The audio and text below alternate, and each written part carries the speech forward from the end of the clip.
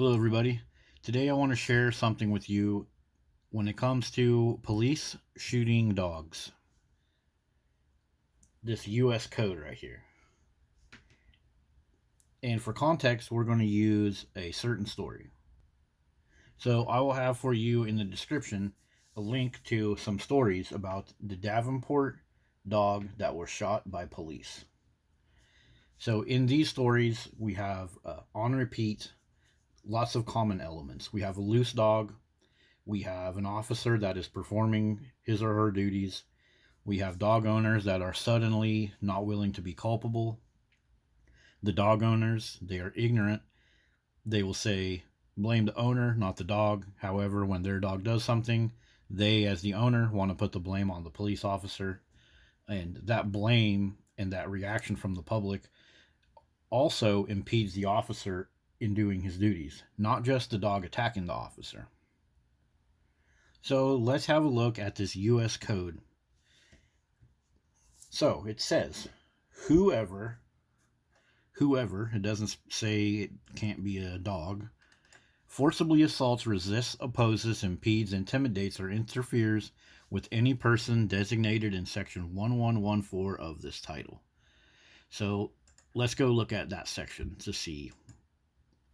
Okay, in general, whoever kills or attempts to kill any officer or employee of the United States or agency or branch of the government, including any member of the uniformed services. Okay, to me that also sounds like postal service people. While such officer or employee is engaged in or account of the performance of official duties or any person assisting such an officer or employee. So isn't that what that officer was doing? Official duties? So this code applies to the people I just mentioned in the 1114. So it sounds to me like this dog assaulted or impeded the officer. And if the dog didn't do it, then the owners did it. It's like they say, no bad dogs, just bad owners. The owners conveniently forgot about a leash when the police officer showed up. So the owners, they are culpable for the crimes mentioned in this code, are they not?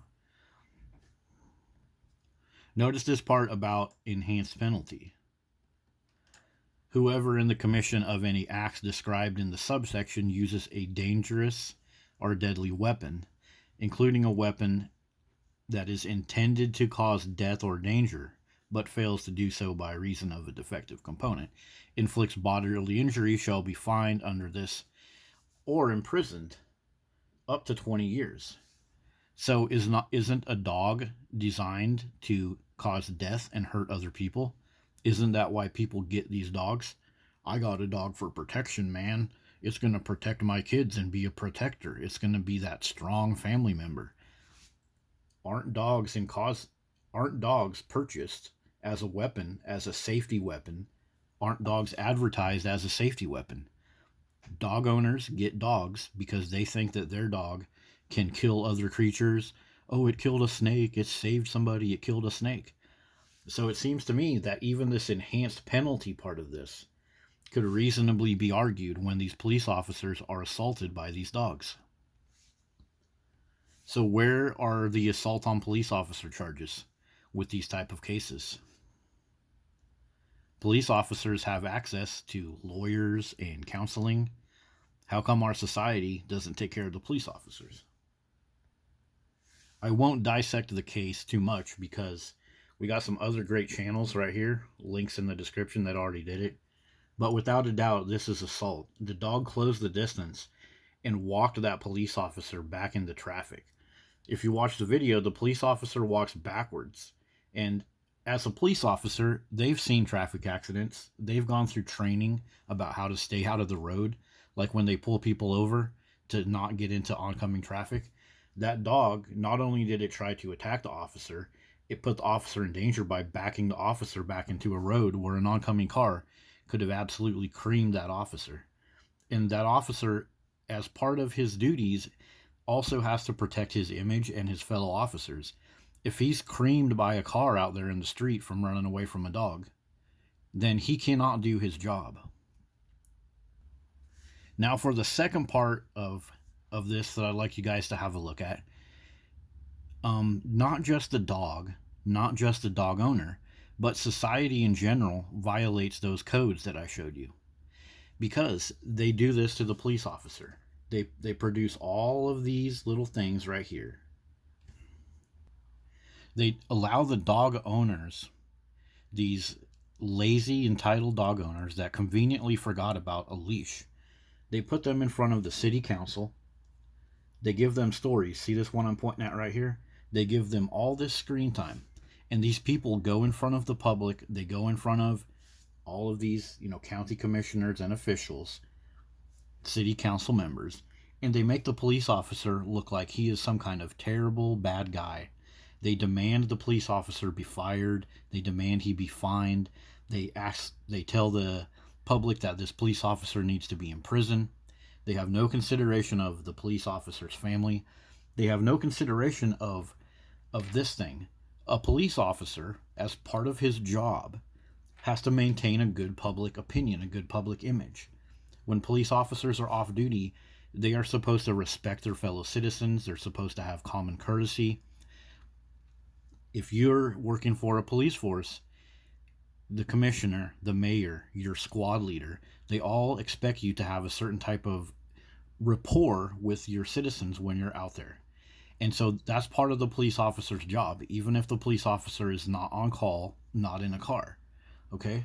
So when they give these people, these entitled jerk-off dog owners, all of this public space to trash talk police officers, the news outlets, the people that are putting this guy up here, like these stories right here, investigations. Go back and read the title. Resists, oppose, impedes, or intimidates. You are allowing all of those dog owners, all of those community members that are running around trash talking, throwing that police officer into the court of public opinion behind his back, all of the negative anti-police, all of the untruthful things that they're going to go say about that police officer, all of the things that they're not going to tell about themselves, the fact that they refuse to put their dog on a leash. They are intimidating and impeding and opposing and resisting that police officer's doing his job of being a decent, stand-up, respectful, courteous guy. Even when that dog was running up on that guy, he did the typical dog owner thing of put his hand out, walk backwards, don't run up on the dog. We'll pop over really quick to a kid's health page. But all these things right here that they tell a little kid to do, these are the type of things that police officer, he was trying to incorporate this stuff. Do not run toward the dog. That police officer, he was doing whatever he could to maintain a good public opinion. So not only does the attacking dog and the irresponsible owner violate this code, but the society in general is violating this code by the way that they treat the case, by the way that all these news outlets and city council people give a platform to the dog owner. How about you give a platform to the police officer? How about the dog owners, if they're going to get a platform, how about they just go up there and say, hey, guess what? We could have prevented this if the dog was on a leash. They could have helped their fellow dog owners save the lives of other dogs by doing that. But instead, they're going to get up there and trash talk the police officer. So that has been our look at how dog culture in general violates this U.S. code against police officers. See you guys later. Hope to see you in the comments. Bye.